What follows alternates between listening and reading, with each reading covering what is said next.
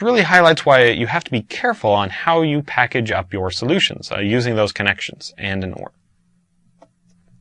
So in this one, we already have our absolute value isolated to one side. So 3 minus 12x, all in absolute value.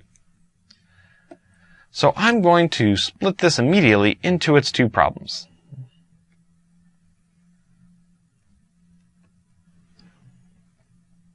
Three minus 12x is less than or equal to a negative 3. And 3 minus 12x, maybe all of that was negative, is less than or equal to a negative 3. Now, because of the direction of our inequality symbol, let's go ahead and connect these using AND.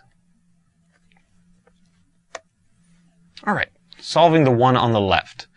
3 minus 12x is less than or equal to 3. Let's subtract 3 from both sides. Okay, looks good. Now we'll divide both sides by a negative 12. I'm flipping my signs because I'm dividing by a negative. And we can reduce this fraction as normal, so just 1/2. X must be greater than or equal to 1/2. All right, working with the other one, I will distribute through with my negative sign.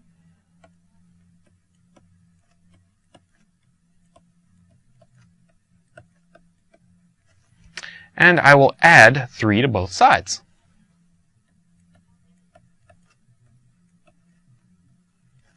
Okay, looks like one last step. We can go ahead and divide both sides by 12.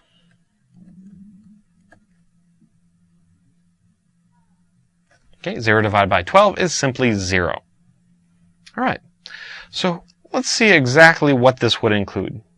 So on a number line, I would want to shade in all numbers that are greater than 1/2, and they must also be less than 0.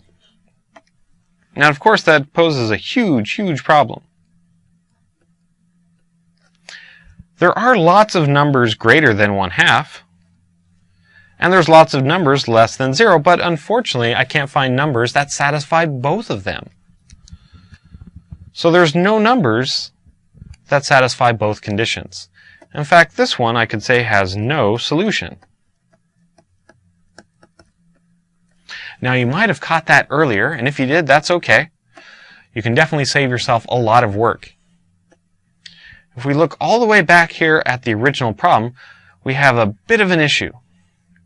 Again, remember that the absolute value makes everything positive.